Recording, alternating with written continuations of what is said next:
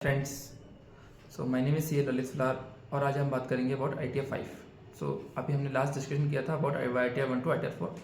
सो आप रेफर कर सकते हैं मेरे prior videos and you can get understanding about these returns. Okay, so आज हम बात करेंगे I T F 5। So I T F 5 basically main points हैं कि first of all who can opt for I T F 5। Okay, second one is what are the key features of I T F 5 and third one is what are the major mistakes a taxpayer do when filing the ITF 5 and what are the last one is first of all last one is due date. Okay, so बाद में detail में discuss करेंगे इन 4 points के बारे में। First of all बात करेंगे eligibility who can opt for ITF 5।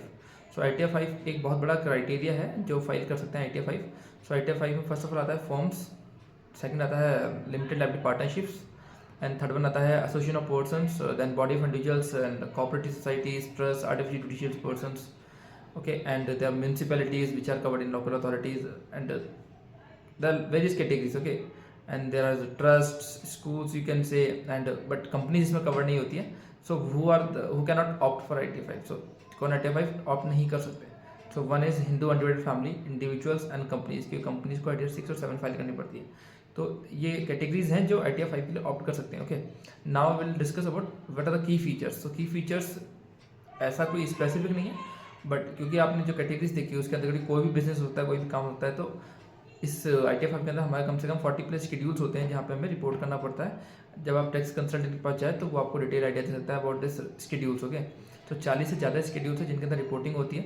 Mandatory electronic filing है, कोई मैनुअल प्रोसेस नहीं है, कोई फिजिकल डॉक्यूमेंटेशन नहीं चाहिए होता है. ठीक है, सो हमें डिस्क्लोजर देना पड़ता है. There is enhanced disclosures we need to give in this about foreign assets, foreign income you have, about if you have in GST something turnover, so reconciliation we need to give about GST and income related to income tax, and if you have any capital gains income, so basically if आपने कोई property बेची है, shares बेचा है, debenture खरीदा बेचा है और कोई क्रिप्टो में ट्रांजेक्शन्स किया है, सो वो भी आपको इसके अंदर रिपोर्ट करना पड़ता है और इसके लिए डिस्क्लोजर चाहता है.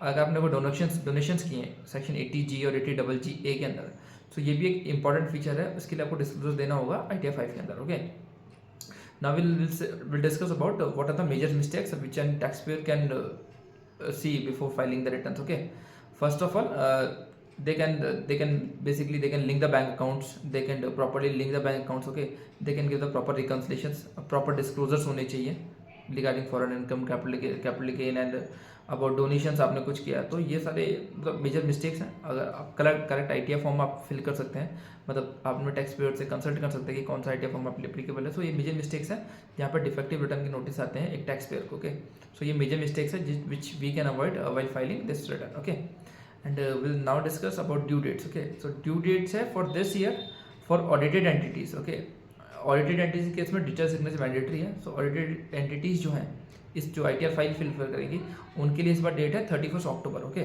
और जो ट्रांसफर प्राइसिंग के केसेस है, ट्रांसफर प्राइसिंग मीन्स जो इंटरनेशनल ट्रांजेक्शन है, फॉरेन एसेट्स है, फॉरेन इनकम है, सो उनके लिए है 30 नवंबर 2025 इस बार उनके लिए ड्यू डेट है. और जो नॉन ऑडिटेड एंटिटीज़ है जिनकी ऑडिट नहीं होगी उनके लिए 15 सितंबर.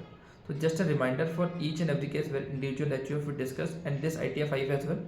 ड्यू डेट इज 15 सितंबर 2025. ओके, सो ये चीज़ें हमें ध्यान रखनी है while filing ITF 5. Okay, and if you have any questions, any concerns in about this ITF 5, let me know. Thank you. Bye.